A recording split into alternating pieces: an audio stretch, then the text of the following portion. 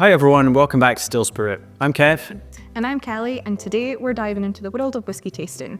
Whether you're new to whiskey or a seasoned drinker, we'll show you the best techniques to enhance your tasting experience. We'll explore the glassware and discuss how water and ice can transform your drink. Now, before we get started, we want to point out that there's no right way to drink whiskey. It's all about personal preference, but we'll share some tips to help you make the most of every sip and discover your personal preference. Think of whiskey like a piece of art. It's all about the details. Learning how to properly taste whiskey, you can discover its full range of flavours, aromas and textures. That's right, it's all about helping you enjoy your whiskey even more and really get a feel for the craftsmanship that goes into making each bottle. Let's get started with whiskey glass options. The type of glass you use can make a big difference in how you experience whiskey. Let's start with two popular options.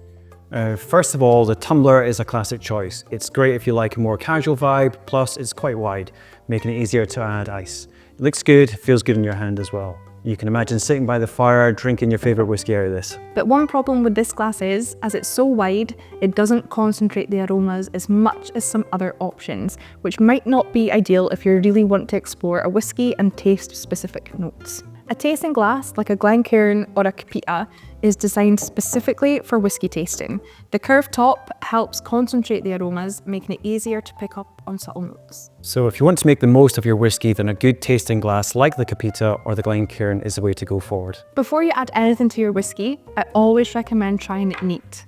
Drinking it neat means enjoying it exactly as it comes out of the bottle with nothing added. No ice, no water, just the whiskey.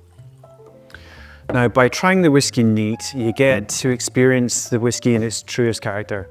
You'll get the full spectrum of its flavours, its aromas and texture, exactly as the distiller intended. After putting the whiskey, the first thing I like to do is appreciate its beautiful colour. Each whiskey has its own unique hue, and the tone can tell you a lot about its age, the cask and the flavours you're about to experience. Now, smelling your whiskey is just as important as tasting it, or almost as important.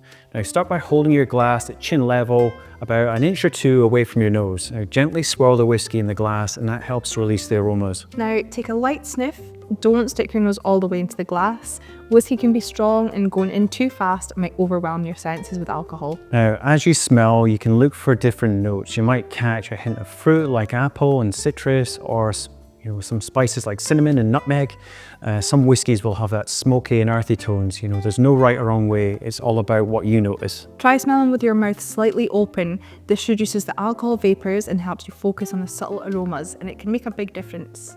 Now, and don't worry if you can't name every scent, it's not a quiz. In this whiskey, I'm getting hints of cinnamon, some spice. There's kind of like that fruity kind of notes of like baked apples and apricots in there as well. Now that you've had a good sniff, it's time to taste. Take a small sip, just enough to coat your tongue, and let it sit there for just a moment.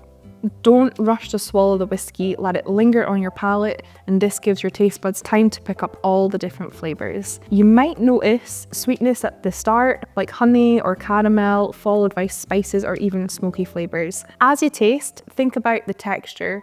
Is it smooth, creamy, or bold and intense?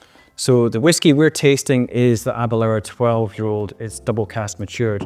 Now with the tasting notes, you kind of get more of like an in-depth kind of like cherries and an additional sort of sweetness and more ginger in it as well. Now, once you swallow, pay attention to the finish. That's the lingering flavour that remains in your mouth.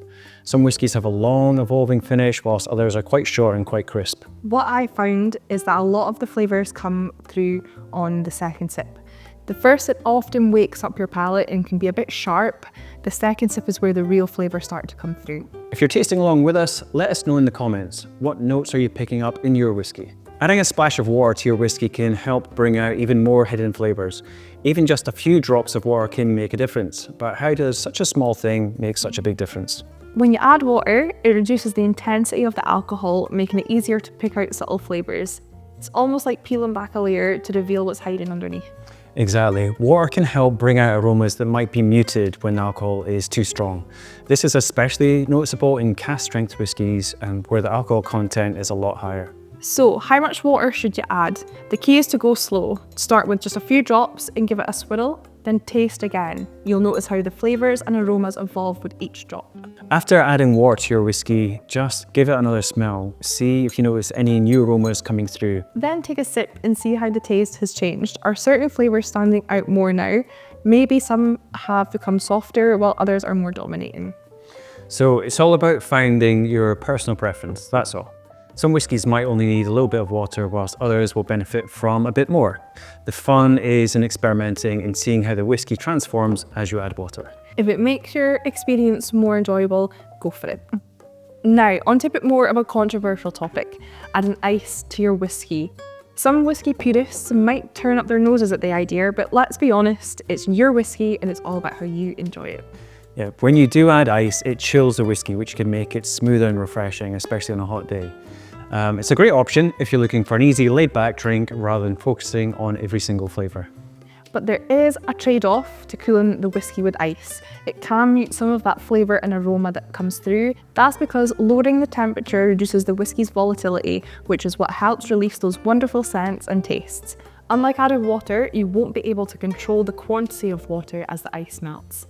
So if you're drinking your whiskey slowly, it will become more diluted as the ice melts, and the flavours will change.